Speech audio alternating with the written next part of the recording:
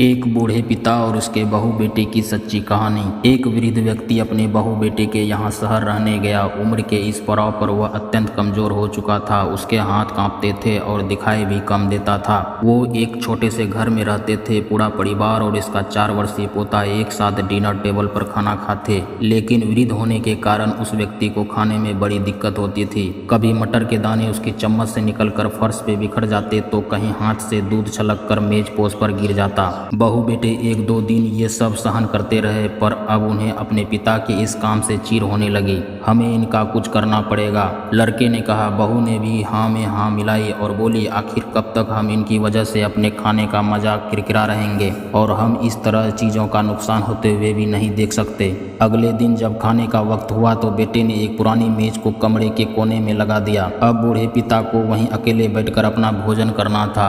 यहाँ तक कि उनके खाने के बर्तन की जगह एक लकड़ी का कटोरा दे दिया गया था ताकि अब और बर्तन ना फूट सके। बाकी लोग पहले की तरह ही आराम से बैठकर खाते और जब कभी कभार उस बुजुर्ग की तरफ देखते तो उनकी आंखों में आंसू दिखाई देते। यह देखकर भी बहू बेटे का मन नहीं पिघलता। वो उनकी छोटी से छोटी गलती पर ढेरों बातें सुना देते। वहाँ बैठा बालक भी यह सब बड़े ध्यान से देखता रहता और अपने में मस्त रहता। एक रात खाने से पहले उस छोटे बालक को उसके माता पिता ने जमीन पर बैठकर कुछ करते हुए देखा। तुम क्या बना रहे हो? पिता ने पूछा। बच्चे ने मासूमियत के साथ उत्तर दिया, अरे मैं तो आप लोगों के लिए एक लकड़ी का कटोरा बना रहा हूँ ताकि जब मैं बड़ा हो जाऊँ तो आप लोग इसमें खा सके। और वह पुनः अपने काम में लग गया। पर इस बात का उसके माता पिता पर बहुत गहरा असर हुआ। उनके मुंह से एक भी शब्द नहीं निकला और आंखों से आंसू बहने लगे। वो दोनों बिना बोले ही समझ चुके थे कि अब उन्हें क्या करना है। उस रात वो अपने बूढ़े पिता को वापस डिनर टेबल पर ले आए और फिर कभी उनके साथ अभद्र व्यवहार नहीं किया। अगर कहानी पसंद आया हो दोस्तों तो लाइक, सब्सक्राइब एंड शेयर जरूर करें।